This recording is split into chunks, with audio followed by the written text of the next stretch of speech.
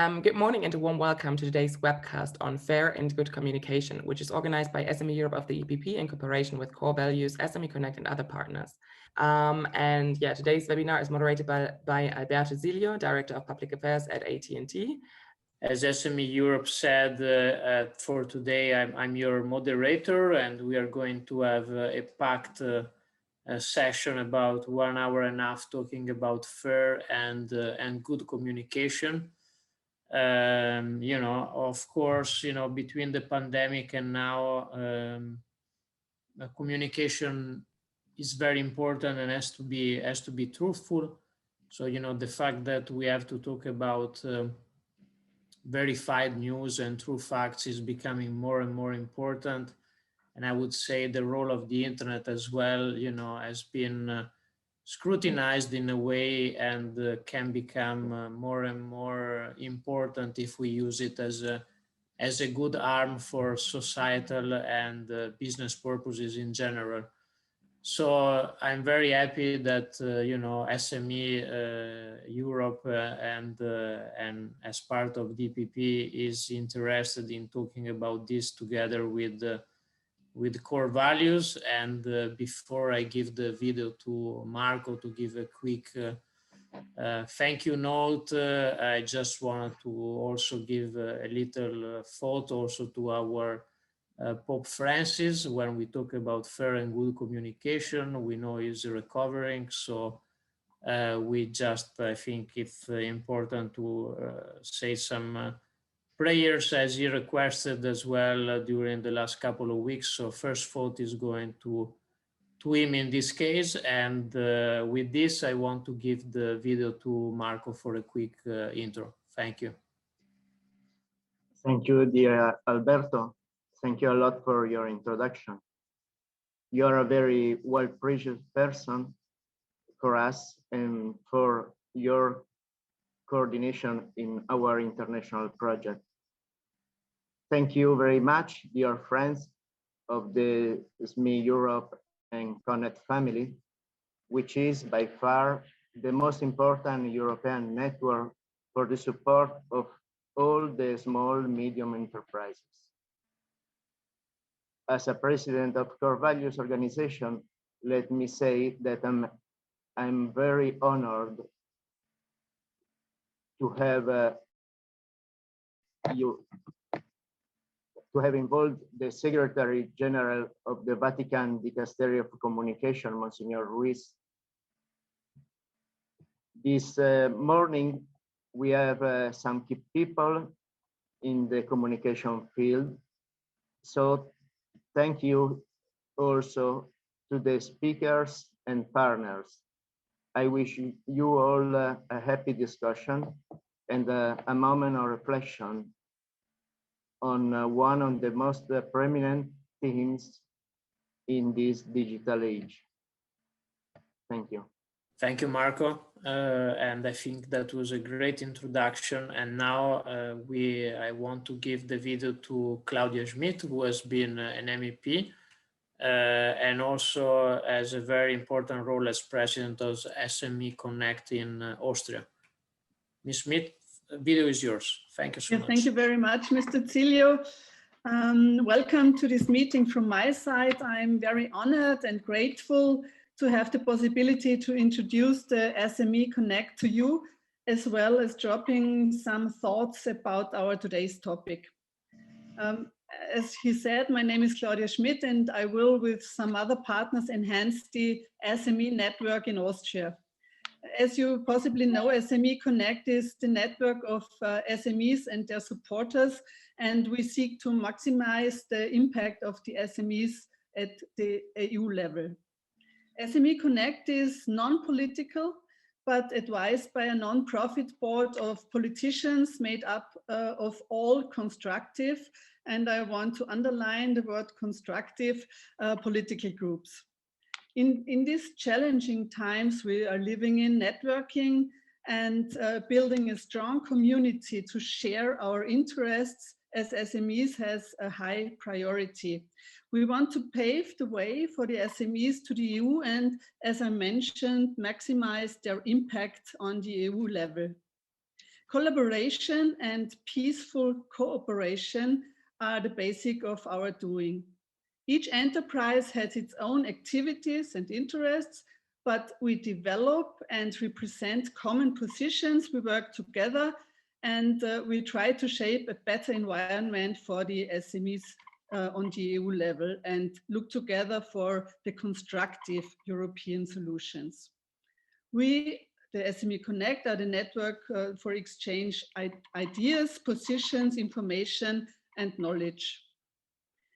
Several working groups we have, they reflect the interests and the matters of the SMEs and their supporters. We have several platforms for European projects, including EU funds, surveys, and more. And very important, we build bridges to other continents and their needs, to their industry and their trade. And we create for our members visibility of their branch, of their interests and needs. And we have, as I mentioned, several working groups, so as European Union and emerging markets, agriculture, food and consumers. I'm an Austrian, and so this is a very important thing for my home country.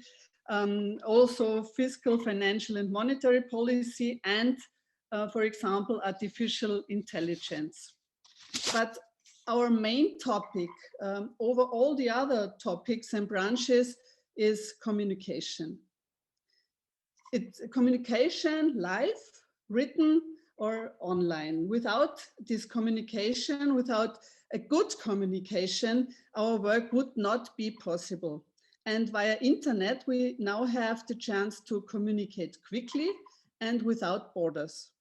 This is a chance, but it's also a danger. What are the main reasons, in my opinion, for the communication? To gain attention, to gain acceptance, to put one's ears, to manipulate others. Conspiracy theories were spread on the net because of Corona, for example. Many people believed it. It became a movement that is not accessible to rational arguments. Everything that scandalizes is always interesting. It also attracts attention. Spreading ethical principles is unpopular, it's very unpopular. It is a matter of finding out how important messages can best be communicated. It's a matter of arousing interest so that people can also relate each other online, build up and establish a relationship and a communication with each other, and then in the best way continue this in real life. Because, and this is for me one of the most important things ever, the human being must always be the focus. So now thank you very much for your attention, and now I'm very curious about what the other speakers will tell us, and I wish the event a good course. Thank you very much. Thank you, Ms. Smith. I think you identified super well what are the challenges, and let me also say, you know, it is very true that in these days, being divisive seems to be the thing to do, and also here I would like to stress that is exactly the opposite of what DPP part is trying to do, as always, be in the middle and try to identify what are the challenges and the opportunities as you clearly identified. And now I would like to give the video as part of this last part of the opening to Maurizio Grifoni, who is president of the pension fund Fonte and is also co-founder of Core Values. Maurizio, the video is yours. Thank you. Thank you, Mr. Zilio. Thank you all. Good morning. I want to introduce a new concept of values metric. And why? Unfortunately, we see how the seek of profit represents the main aim in the reality, according to the technocratic paradigm. Profit becomes the measure of all things, or at least the single criterion of their value. For example, This is the case of biodiversity, which is proposed to be protected as a potential future resource. The connection between the technocratic paradigm and the pursuit of profit is the origin of the throwaway culture. We throw away what is considered worthless because it is no longer able to produce profit, regardless of its intrinsic value as a creature or human being.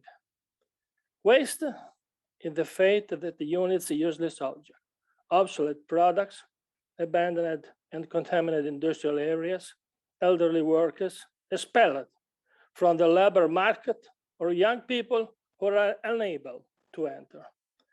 Today, direct investment towards a world of companies that work for the common good becomes all the more necessary. Evaluating that the complex system of company in measurable terms is not an easy operation, which is why values metric can be something concrete that helps to bring the principles of the common good to ground. Thank you very much for the invitation. I'm very honored to stay with you. Thank you very much. Thank you, Maurizio. I think this is also a very interesting opening to base, let's say, new paradigm of different on different values that we are taking on board now. And now I think we want to start with our part on the keynote speakers.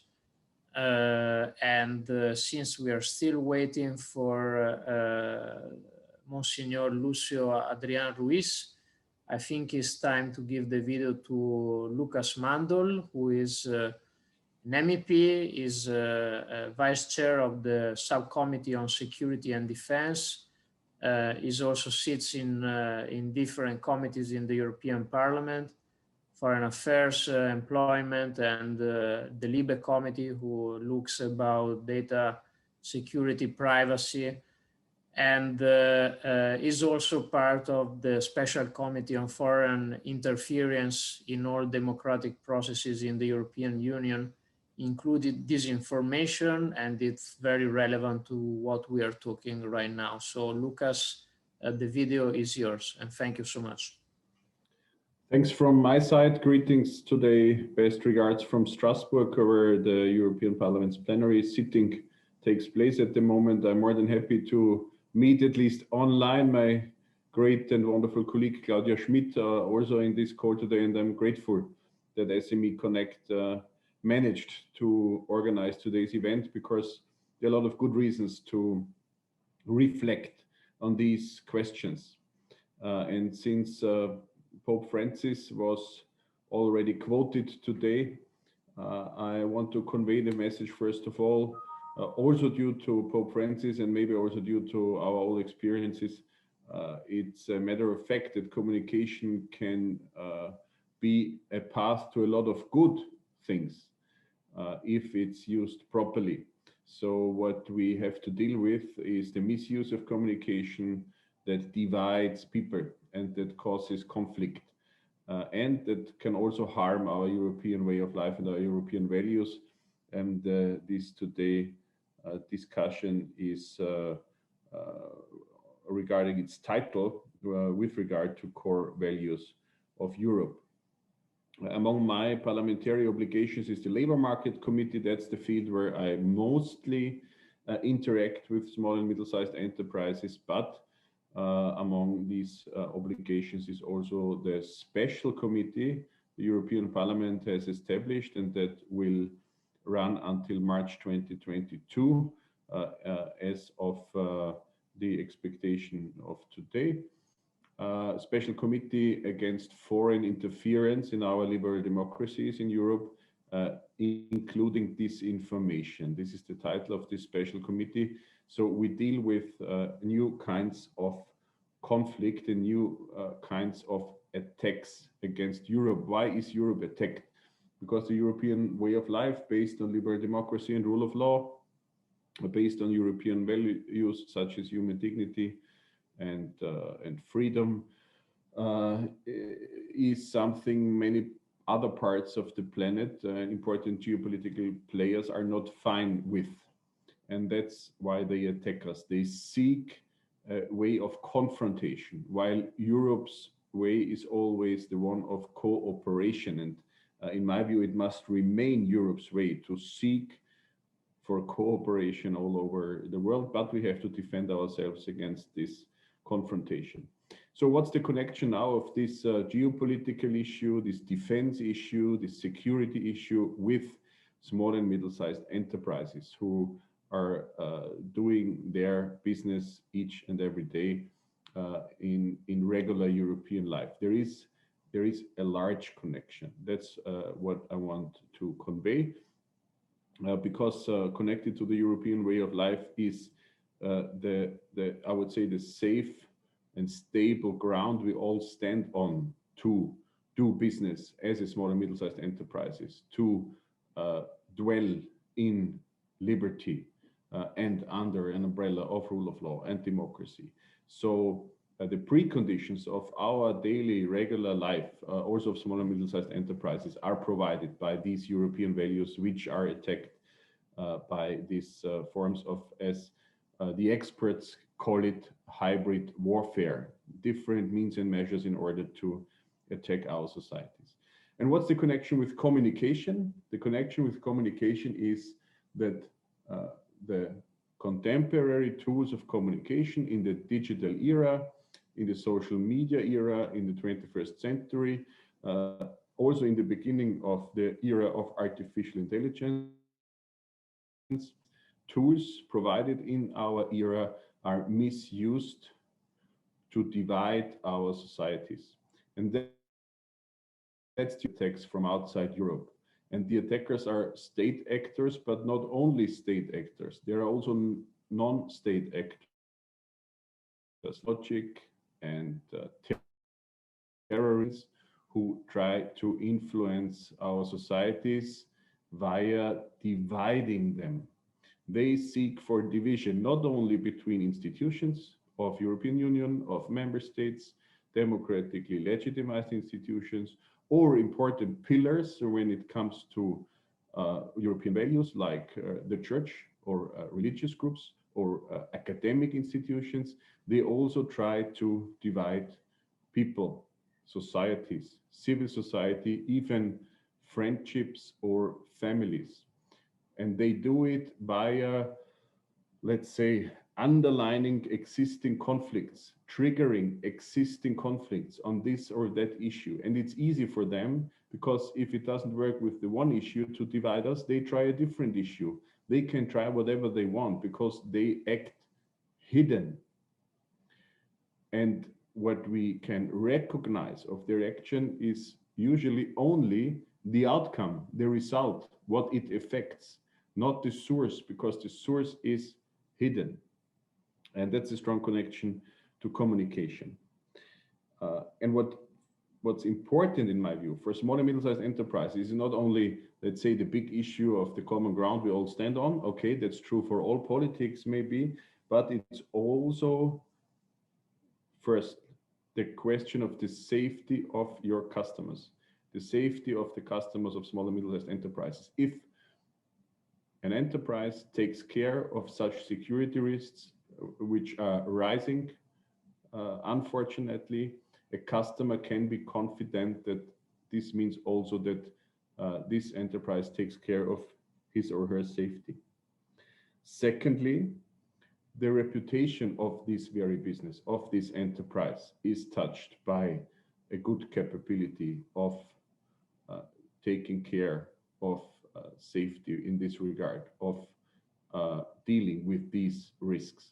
And that's another good reason why small and medium-sized enterprises are needed to get involved in order also to defend ourselves. It's not a question of centralistic political decisions. It's a question of public awareness, that we understand how easy it is to divide us and what means and measures are used to divide us. For example, anonymous hate online, faceless bots online. Also, lack of transparency is an open door for attacks that mean to divide us. and of course, democratic elections, which some citizens are sometimes annoyed about because they don't want that much political discussion in the public. But political discussion and democratic competition is part of democracy and is a core pillar of democracy.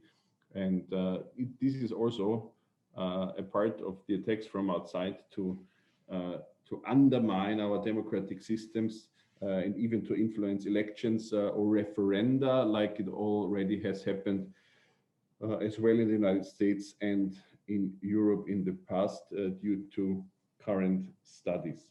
So these are the good reasons why I totally agree with SME Connect to organize today's event and to support small and middle-sized enterprises. Maybe last point, beside our work in the Special Committee against foreign interference and disinformation, I have the privilege to also negotiate on behalf of the European People's Party group in European Parliament on resilience of critical infrastructure. That means for crisis of today and of the future crisis, we have to take care of infrastructures which are actually essential for the functioning of our societies, for the dwelling of the people. And this is of course connected to energy and water supply and large entities. Of course, also connected to small and middle-sized in food chains, but also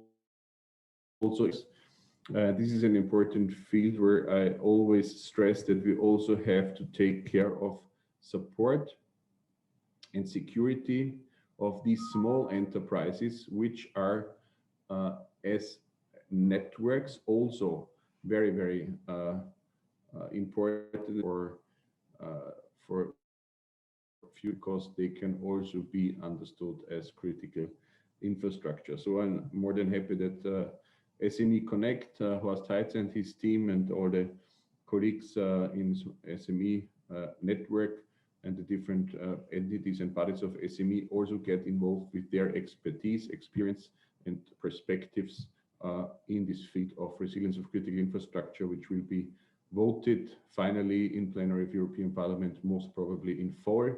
And we have to work on that, always connected with the risks that come along with the new era of communication, while, and that's my finish, while we use positively and courageous the positive tools and means and measures that our era of communication provides us with. Thank you again also for having me. I look forward to the other presentations today. All the best from Strasbourg. Thank you so much. It was a great input underlining what you're doing, especially in the European Parliament, but beyond that. And now, in view of the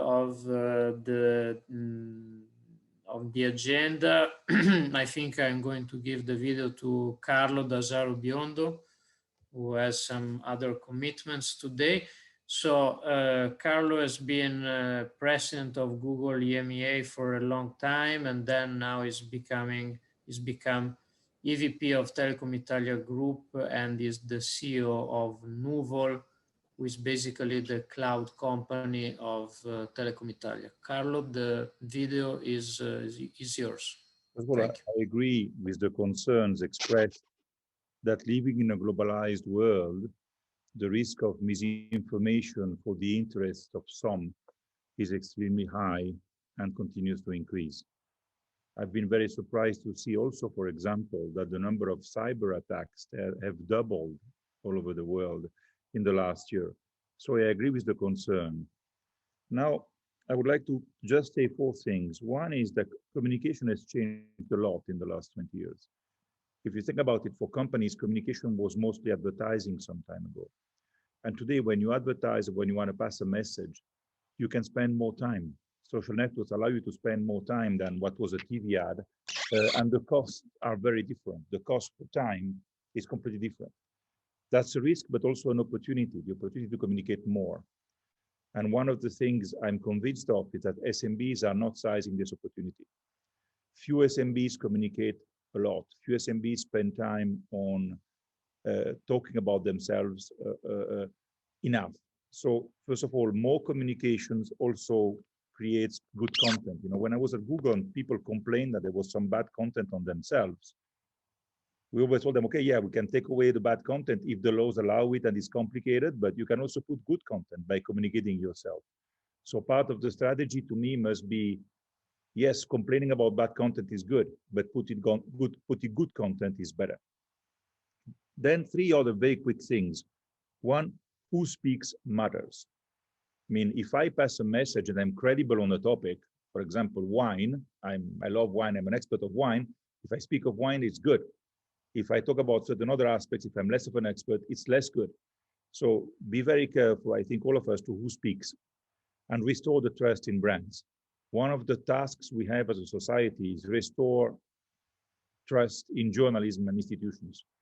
We must be, I think, very careful when we want to fight against all the aspects that Lucas and others were mentioning, not to diminish the trust in our institution and journalism. Trust in institution and journalism has went down in Europe very much in the last 10 years. That's a big problem. Because if the voice of a journalist or the voice of someone who has a responsibility in front of the government or institutions has the same value as my voice or a voice of any of us, it's a problem, because the voice of professionals are usually more precise and they have to respect certain elements of truth in how they speak. And so I think this is important. It's a task for all of us, for parliaments, for all of us, to work on restoring trust in journalism and brands. Second point, collective values versus individual values. If you think about it, Facebook takes the name from a face. Initially, it was a network in a university to find girls for boys who wanted to find girls.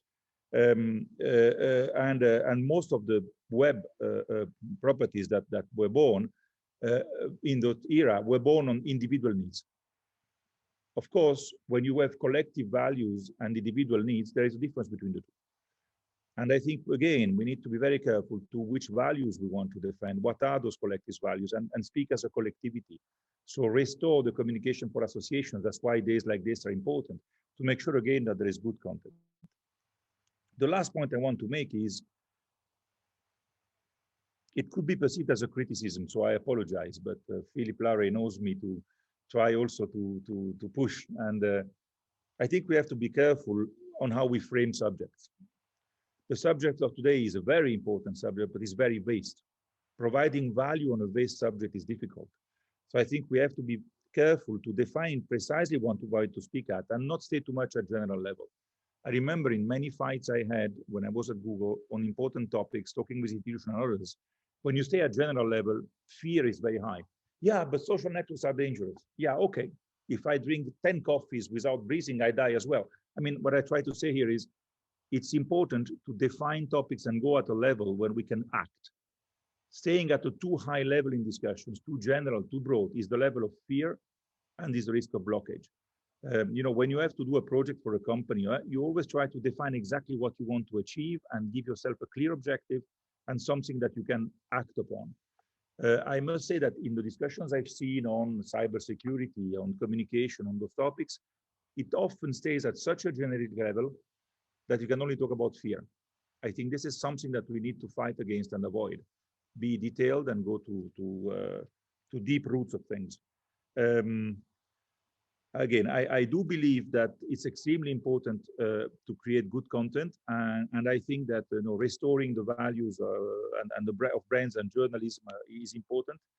So any action that SME or anyone wants to launch in order to push this, I'll be more than happy. One important thing, just to finish, is social networks are just tools. It's what we make of them that matters, but that they are just tools. And if you think about it, they are more used by people that have no attention to those values that people that have those values. So if the people, if we want to defend our values, we need to communicate, whether we are SMBs or ourselves. We can't achieve it without communicating more. And thank you very much. I mean, of course, I'm not only very honored and happy to be here, but hope that this is the beginning of a work that we can do together to improve the situation. Thank you very much. Thank you, Carlo. Thank you for your great input on that. And I would like to give the video to Javier, who is Vice President of Core Values, but is also President of the Ibero-American Observatory for the Development of the Real Sustainable Economy. Javier, the video is yours. Thank you. Okay. I was trying to share my desktop, but I can see that it's not possible. I'm sorry for this, because I have some slides to show you, but I don't have this possibility. So I will go reading from here. Thank you very much for all the amazing indications, Carlo. And what we want to do is to continue working in this transmission of values. And of course, the definition of a value is something very important just to be sure that we have and somehow a universal way to communicate where everybody is understanding something. We speak about human values. We could also speak about Christian values, but at the end, we are trying to do our best in order to improve also the quality of life of the human being, because if we have these human values, of course, everybody's going to live better. There is no time today to see the definition of a value and to speak about this, but perhaps it's very important to remember the amazing encounter we had with the Holy Father in 2016, speaking about the importance of core values in our planet, where the Holy Father said, be careful, try to avoid the risk of seeing the people dying alone and without affection. The Holy Father was very concrete about the importance of stay human. In that encounter with the Holy Father, with Eric Smith, a very important leaders speaking about communication, we understood very well the importance of mediation. This cross-cultural intelligence, cross-cultural way of doing, we try to offer our best to promote the right communication, the right transmission of human values, where we know that the benefits of technology today are amazing. We have communication at distance, learning through a single click, this spreading information, many things. But we know also that there are very dangerous situations when we speak also about a digital age. This is our age. We speak about data security and privacy, social disconnection. There is also digital media manipulation and so on. So the challenge is to promote this humanistic approach, where communication is the best way also for the transmission of values, because when we speak about values, we speak about behavior. And behavior creates culture. Culture, thanks to communication, continue creating more values and more behavior. So the future of humans and societies, and this is the main goal, in order to do the right choice, or the right choices for our planet and our societies. And where do we get values? We have homes, families, the school, the society, friends, TV, media, internet, church and religious organizations and contexts, music, books, many specific contexts, cultural contexts where we can learn values. When we speak about values, we speak about lifestyle. So the importance of communication, and that's why we speak about the transmission of values in this digital age, is really a main goal for us. With respect to diversity, and this is a challenge, understanding, accepting, celebrating the differences, but at the same time, promoting an important identity about the dignity of the human being and the importance of the quality of life in our societies, respecting all the different points of view. So we are speaking about innovation, but we're speaking about humanistic innovation. Technical innovation is very important, of course, and this is the future of work. If we speak about the future of work, everybody is speaking about innovation, and this is something very positive. This means that the human being has the intelligence to improve and to go always for the better way, okay? But the humanistic innovation is something that we really note. As a conclusion, yes, to say something very, very concrete, is not, doing things right, but doing the right things. Communication in the digital age, therefore, is an interaction between human and technology.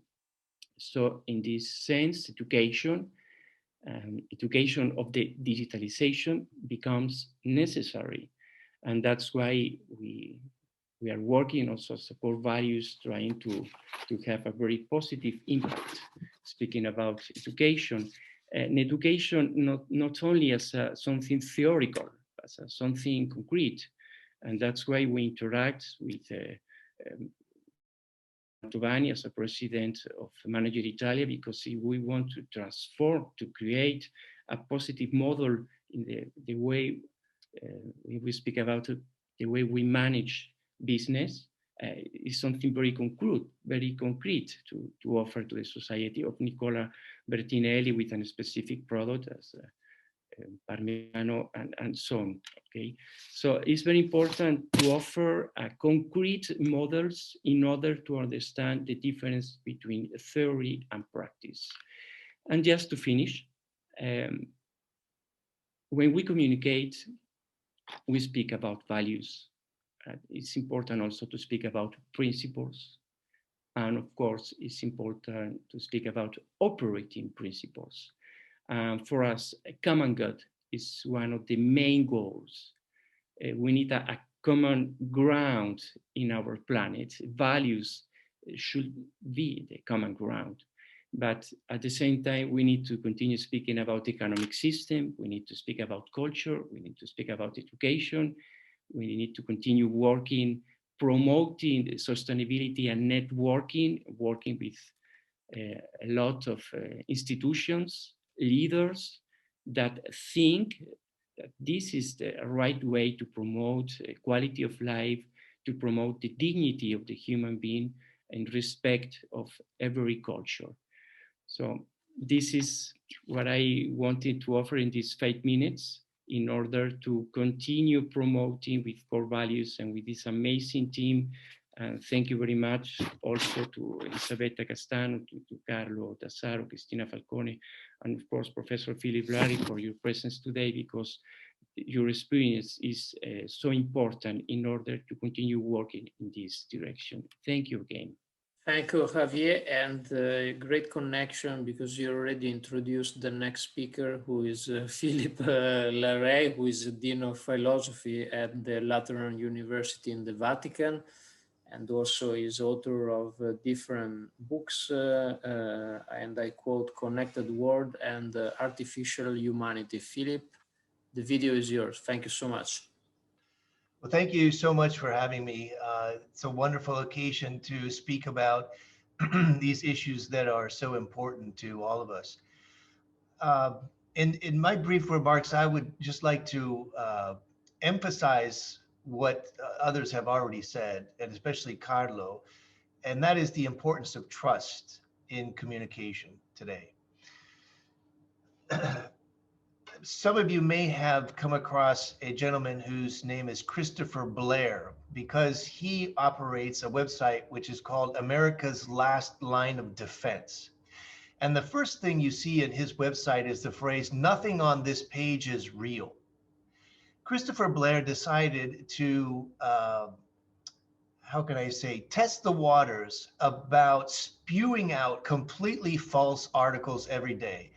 He is now in charge of a network of about 100 people, and his website is ranked as quite high. It's not in the top 10, but millions of people a day visit his website and read his articles, and they're all fake. There is nothing real except the fact that they're really well done, because he has journalists and other friends. For example, last year he spewed out an article that California was going over to the Sharia. Sharia is Islamic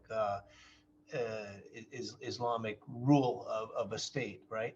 And millions of people in Facebook liked it and said, "Oh no, what's going to happen?" There is no truth whatsoever. Now, the amazing thing about Christopher Blair is his genius, because he starts by saying all of what you read on this website is false. And he could not believe the number of people that considered it as true. He also had an article where Barack Obama was evading the draft when he was 9 years old. I kid you not. Lucas is laughing now, but the amazing thing about him and other people as well is the credibility. People actually believe what he's doing. Sally Lehrman is a journalist who works at the Marcula Center in Santa Clara University, and she has come up with something called the Trust Project. And the Trust Project is a series of criteria that we can use in order to judge the validity or the truthfulness of articles that we read, not just on the internet, but even in print.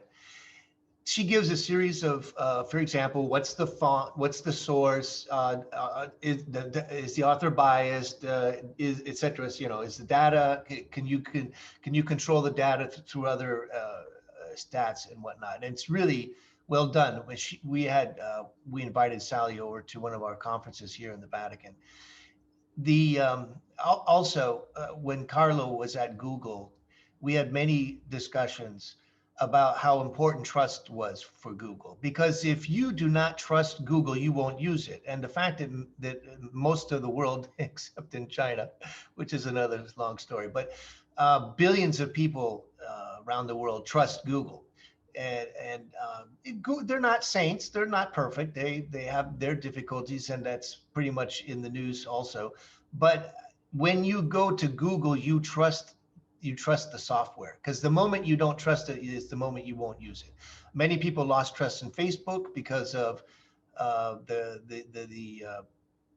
difficulties with Cambridge Analytics, but by and large, people have to trust those kinds of media in order to use them. And I think here's where we need to talk about critical thinking, and then I'll conclude my thoughts on this point. We need to teach critical thinking, and that is what we are dedicated here at the Lateran to doing. We especially in philosophy, we teach people that you need to use your brain. We teach people how to use our intellect from the great tradition of the Western culture from the tradition of the church, Aristotle, St. Thomas Aquinas, up to today. But the important thing is to, and Lucas mentioned this, the important thing in a democratic society is to have a critical sense. Use it in a good way. Don't criticize in a bad way. A critical sense means that you can filter and you can understand the different nuances, and you can seek the truth, because today it's becoming more and more difficult. We're not only at the Lateran, but I think the church in general is trying to help society in order to grow in a critical thinking environment, so we can actually achieve the truth, and we can actually believe those things that we should be able to believe. So I'll leave my comments there. We could talk for hours about fake news, about deep fakes, which is another serious problem. Completely fake videos that we're still not exactly how to solve that issue, because they're becoming more and more realistic. Just on a quick note. Someone invented an app for students, because we've been in online classes and distance learning. There's a little app that you can get which will make you seem that you're actually on a Zoom conference, but you're not. You're watching Netflix or you're, you know, downloading something, and it's so you don't have to turn your video off. No, you keep your video on, and the thing. Now, if the professor asks you a question, it won't do that. But I'm sure tomorrow we'll invent something like that. But it's interesting how many students use this app so that they can appear to be in a Zoom conference, but they're really not. So, thank you, Alberto. Good luck. Thank you, Philip. Great insights into that, and great examples that you gave us. And now I think is the time to give the video to Elisabetta Castana, who is a journalist at RAI in the Vatican, and RAI, as you know, is the Italian national broadcaster. So Elisabetta, the video is yours. Good morning, everybody, and thank you for this invitation. So I like to start quoting Google Trends, the most searched word in the world for Google in the last year was coronavirus. It's obvious. We all had the desire, the need to understand and learn more about the pandemic, not only in internet, of course, but also on newspapers and television, radio, schedules. But the question is, has this information always been correct and accurate? To answer this question, I would like to make 3 considerations. First, according to the first Ital Communication Census report, 29 million Italians found themselves reading news on the web and social network that turned out to be false or wrong. Not only that, but also the information gap between those who are able to decode and select good news from bad news and those who are not has also increased. Second, the same report highlighted that not only fake news, but also the excess of information has generated confusion and misinformation and consequently panic. Third, we have understood that in a global tragedy like the COVID, access to reliable information can be a matter of life and death. And so we have understood the importance of information professionals and also the need for a public television service that offers qualified information that is easily accessible to all, fair and good communication. Of course, personally, I would have liked to see more critical analysis on TV, especially on RAI, the Italian public service TV for which I work. More space would be needed for documentaries, investigations, reportage, programs where objectiveness and pluralism are favored, hosting reliable opinions, rejecting partisan opinions, and making everyone understand what is behind the news, striving to challenge the institution to make them act better. In short, I would renounce some news to have a good in-depth analysis. But the role of TV, as we all know, in the global media landscape is shrinking to give way to the web, which is a place full of pitfalls. In fact, we know that there are not only many opportunities, but also many risks on the web, and that these risks are increasing with the development of AI, of technology, which today is mainly based on the AI. Computers will soon be able to do the works of journalists. After all, they are already excellent newspaper editors, like Sophie, the artificial intelligence that ran as content manager the website of a famous Canadian newspaper, the Globe and Mail, and readers haven't even noticed it.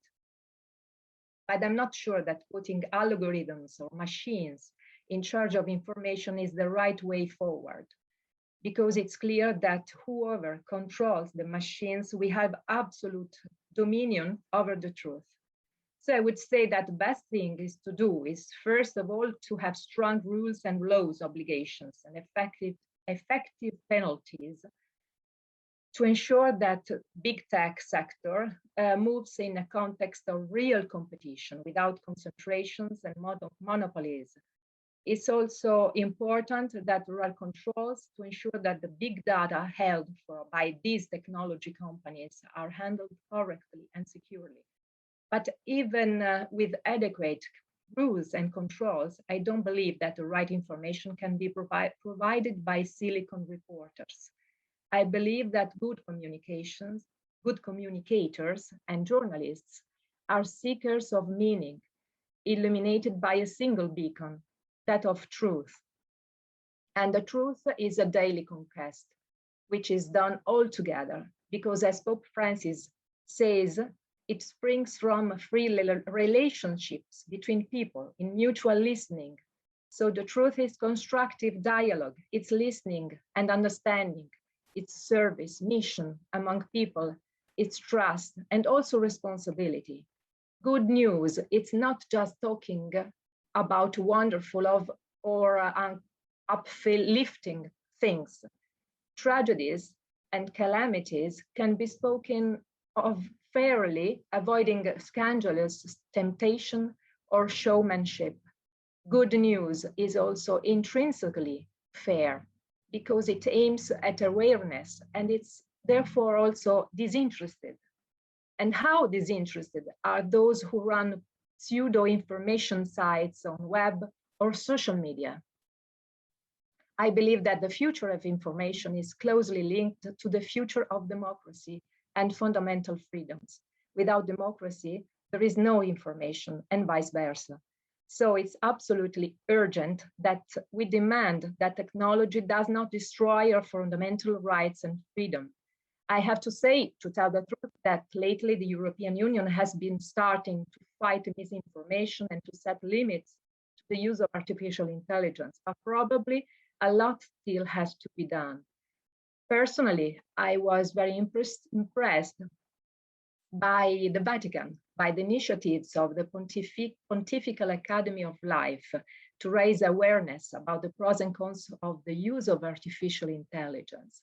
Not only that, a year and a half ago, before lockdown, Monsignor Paglia promoted a summit in Rome which culminated in signing a call for artificial intelligence, which sets limits to what has been called algocracy, the dictatorship of algorithms.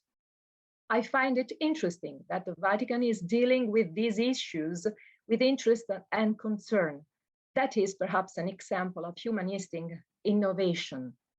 But I believe that this reflection must begin in families and schools. We need culture, we need awareness. Without awareness, we cannot distinguish good and fair news from fake news.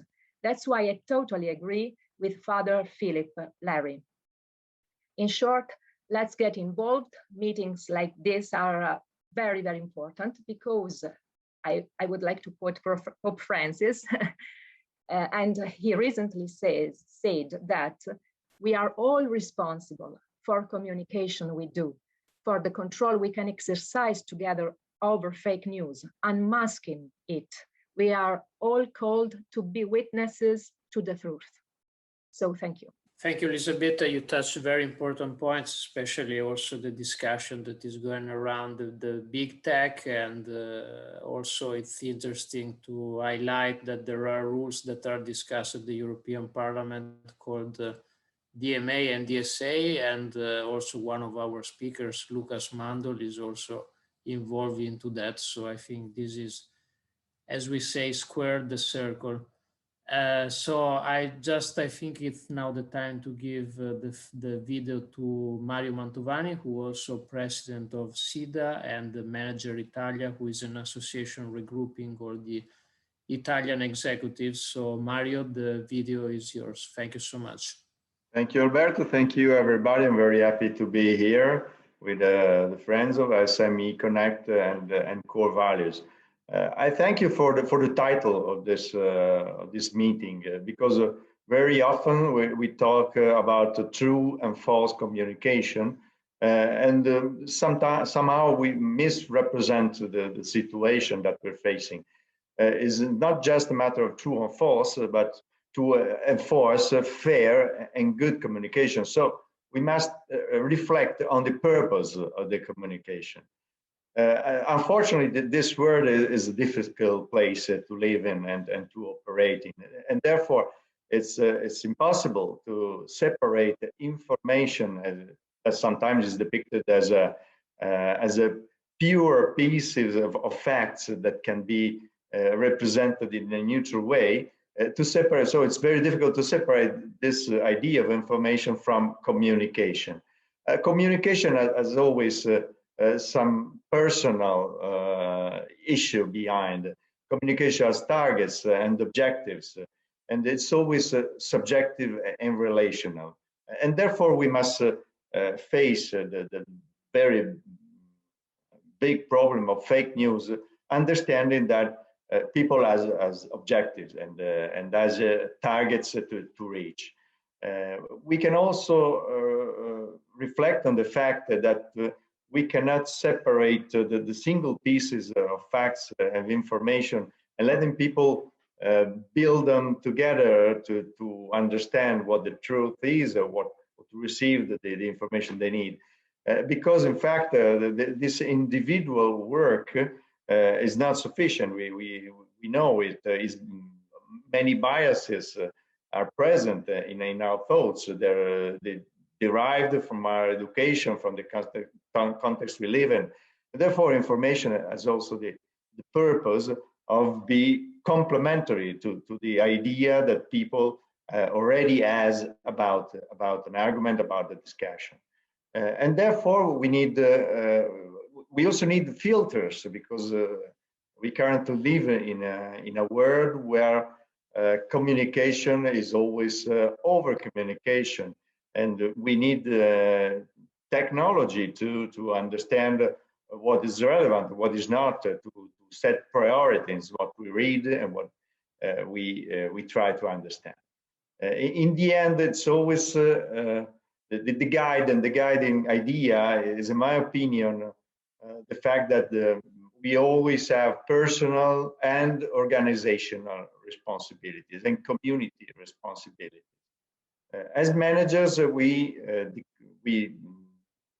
refer to community responsibilities as organizational responsibilities. In our organization, we should apply some principle, some guiding principle that I believe are very, very useful. First of all, the right competencies. If we put a person in the condition of speaking about the organization without the right competencies, without knowing what he's talking about, we always bear the risk that the information that we set is not correct, or can be misinterpreted, also with good intention. No? So competencies are at the center of the work of everyone who communicates, and we know that many people, everybody more or less in our organization, communicates today. The second aspect is the validation. So what we say, what we communicate should always be validated by peers, by third parties, but it's always subject to some control and validation. There should be checks about what we say, because it's very easy to be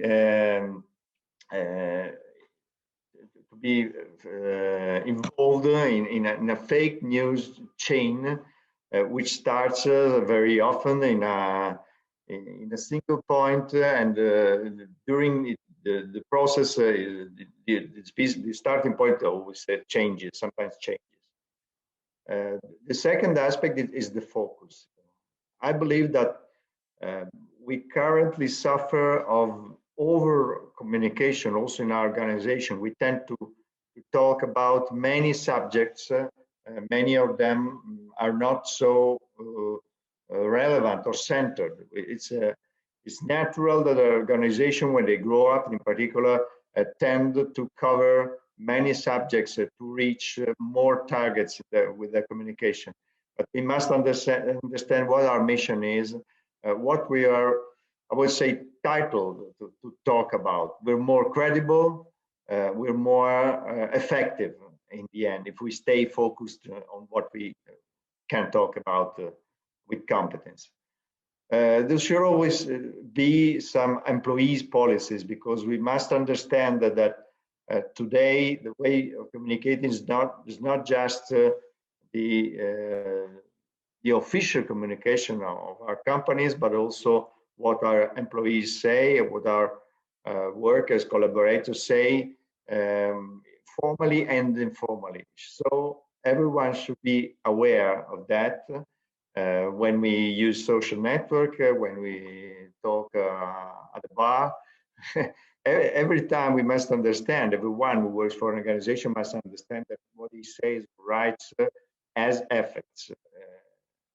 This doesn't mean censorship, but means responsibility, acting through responsibilities on what we do and what we say.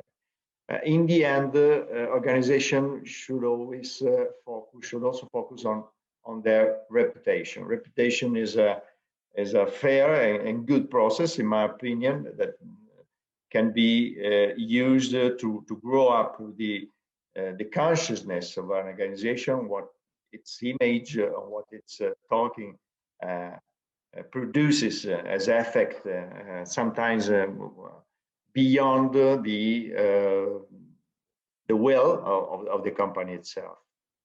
But in this debate, there's a specific role that should be dedicated to the social networks, or in general the platform that allow discussion widely. They're the major innovation in communication, information communication the last 15 years, and therefore they bring some specific issues with themselves, with their growth.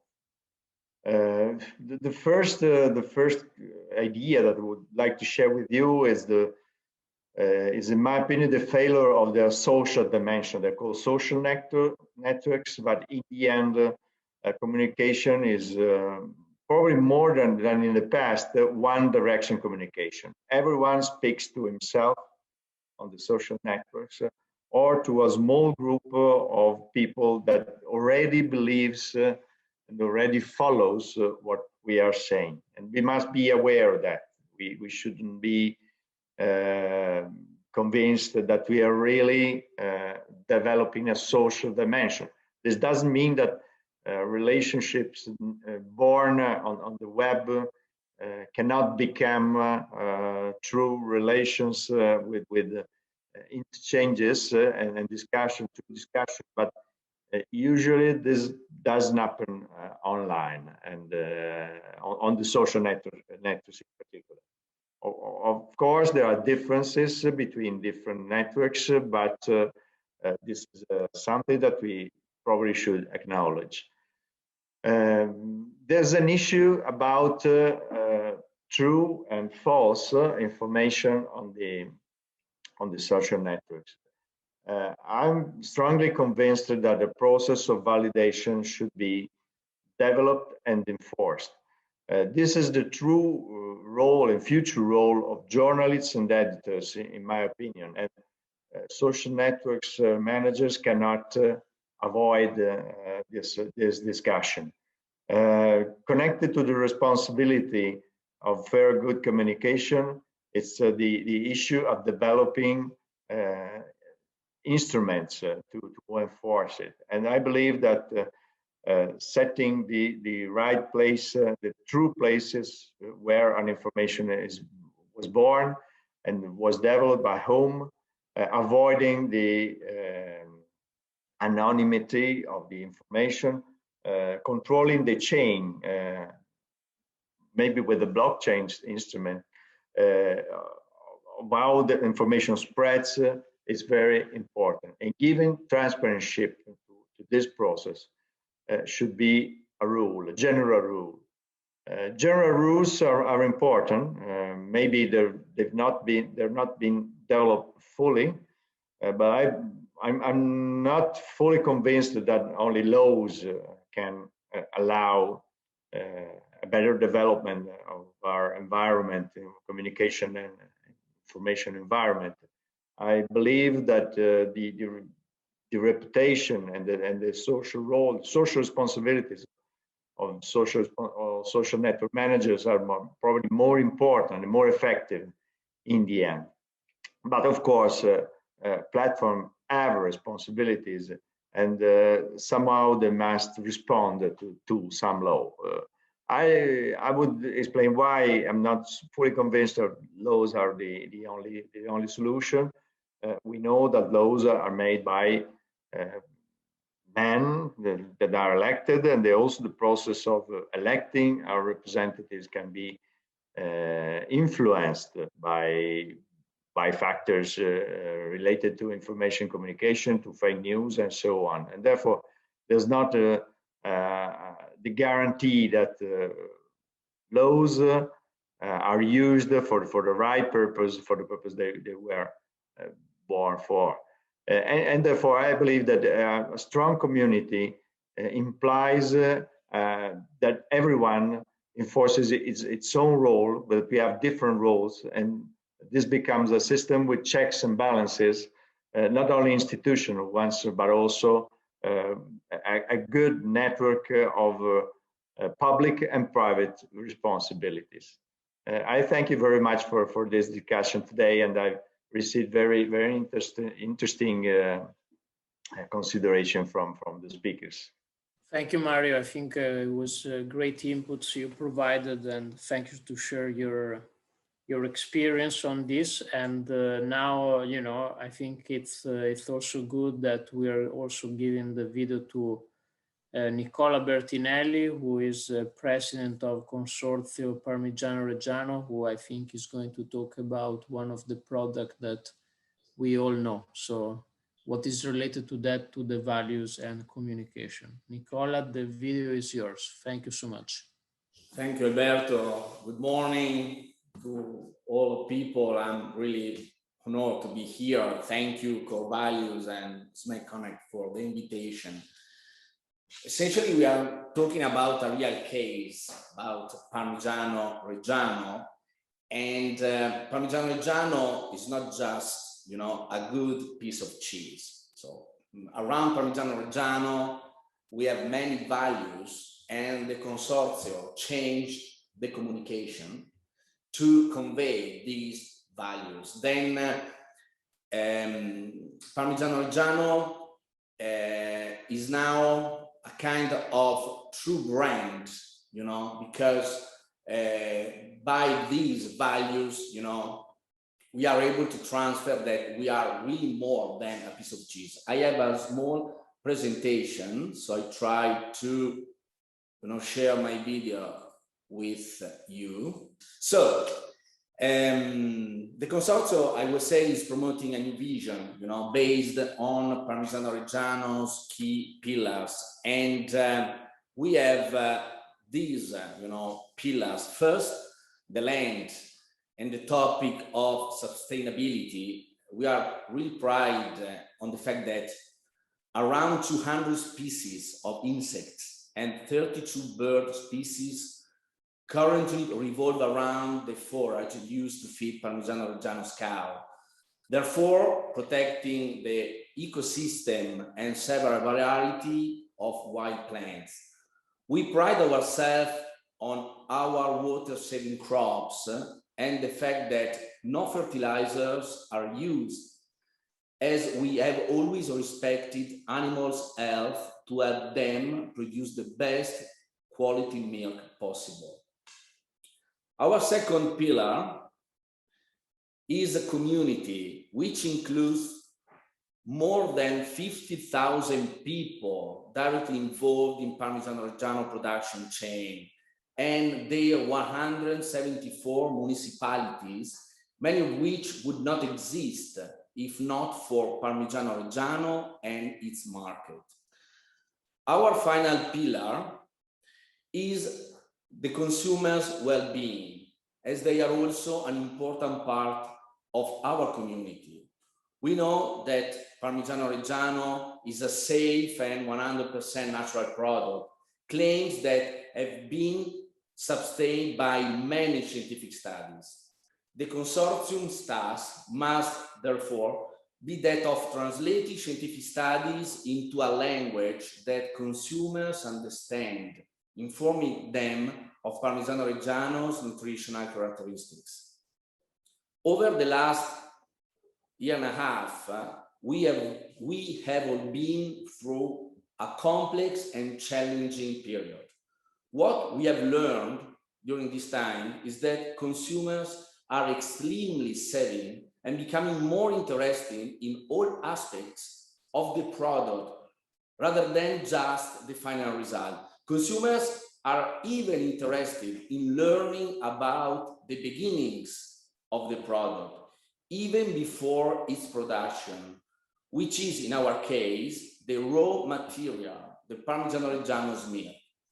This is not just a moral question. The ethical and economical spheres are two sides of the same coin when we speak about the Green Deal. Starting with the knowledge that our consumers are evolved, mature, and curious, this means that they also want to learn about the history, the supply chain, the area of origin, and the traditions that make our cheese unique. We, therefore, firmly believe that a brand must fulfill this interest. This can be done through an effective media strategy, from the printed press to television to websites, social media, as well as through Scaglie.it, that is the consortium's new brand journalism project, launched in the 2020. Our communication focus has changed over the last few years. We no longer limit ourselves to communicating that Parmigiano Reggiano is good, that is a top quality product. We now use the values of our brand manifesto to explain that the way the cheese is made is also good. We have therefore started elaborating on Parmigiano Reggiano supply chain, as well as its traditional method, exploring topics such as sustainable production, food safety measures, and use of natural ferments. The message we want to convey is that choosing Parmigiano Reggiano means protecting the land where the cheese is produced.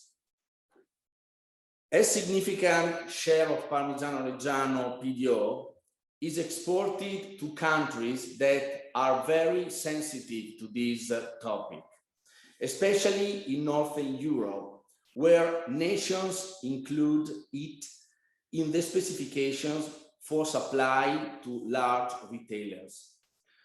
Last December, our general meeting settled on a very significant budget allocation for 2021, 10 million euros over 3 years to foster virtuous behavior at our farms, improving the standards of animal welfare in the production chain of every single dairy. But setting aside the market demand, we are aware that Parmigiano Reggiano PDO's production chain resources are not endless and must be protected. We therefore have a strong focus on preserving the specific biodiversity with its plant species and local breeds. From a social point of view, Parmigiano Reggiano supply chain gives rise to local satellite activities that, especially in disadvantaged area risking depopulation, contribute to keeping community in its area of origin. So essentially, what we are doing, with this strategy is communicating all values around Parmigiano Reggiano production. So Parmigiano Reggiano is really more than a piece of cheese, not just because it's good, it's without preservatives, but because all the community around Parmigiano Reggiano earns values that we are trying to communicate and to preserve. Of course, it's a big responsibility. So as a consortium, as a board of the consortium, we have this big responsibility. And as Dean Philip Larry was saying, the key point is having a critical vision. So unfortunately, new medias, social medias, you know, convey an information that is drunk, you know, from people like true. So it's incredible because when you know, read something on a social media, you know, you think, let's say, most people think that that stuff is true when government, when universities, when, you know, really ethic bodies are not followed, let's say, as these social media. Then we are trying to convey our values to differentiate our products, and we believe that informed consumer, informed citizen is the most important thing to let our companies, our, you know, territory to grow. Thank you very much. Thank you, Nicole. I think you gave a great example, and the lesson that I take here is, you know, it's the values basically that makes the product, not the opposite side. So this is very important. And I think we go towards the end of our event, and so we have the time to give the video to Cristiano Falcone, who is a board member at Telecom Italia and had the preeminent role as well in World Economic Forum as well. So Cristiana, the video is yours. Hi there, last but I hope not least.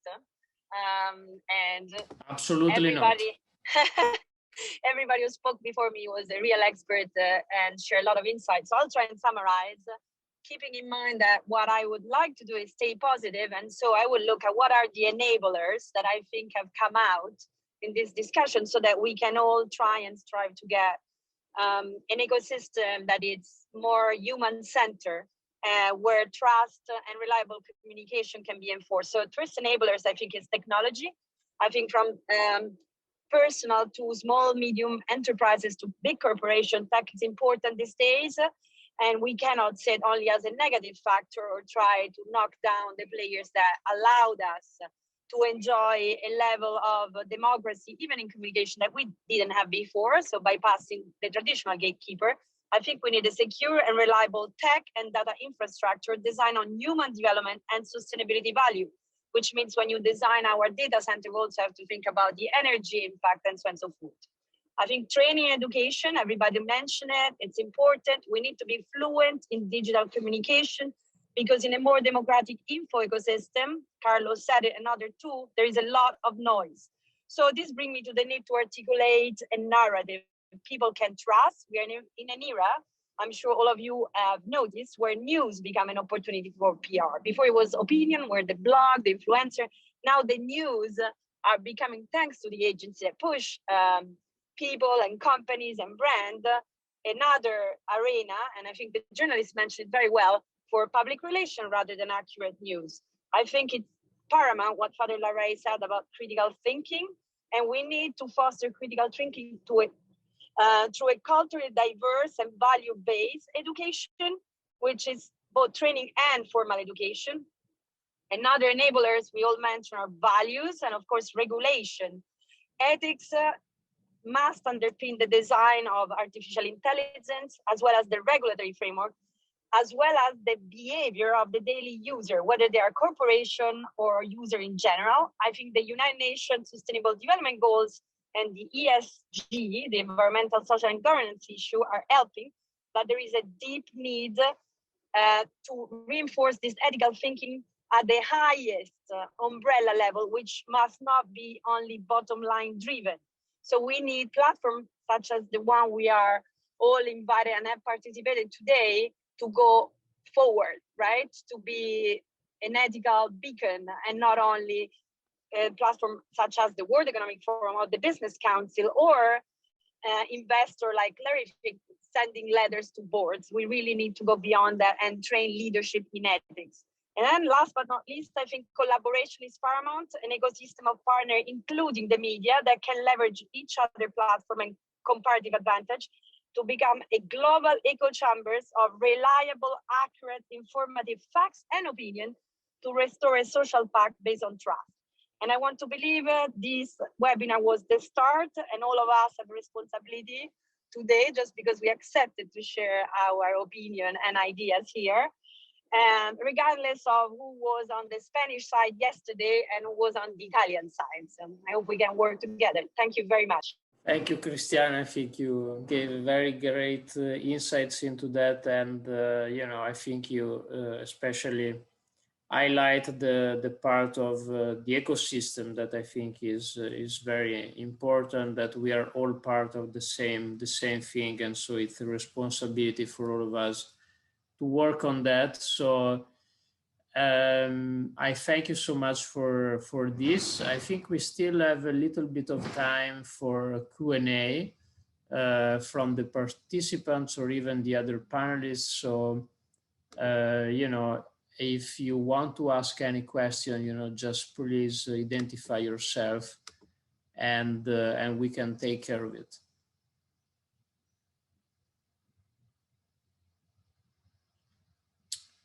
Great. So I think at this point there's not going to be any questions. So I think you know, we cover it very well in the time that we have been given. So by this, you know, I want to thank all the speakers. I think we had a great discussion.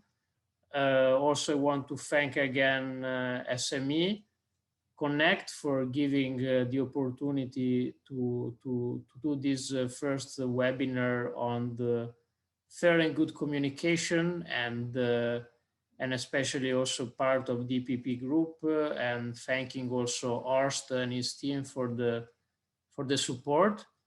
I think we plant a little seed today, and we are hoping to have you know, more discussion like this in the future. So thank you so much, and have a great day.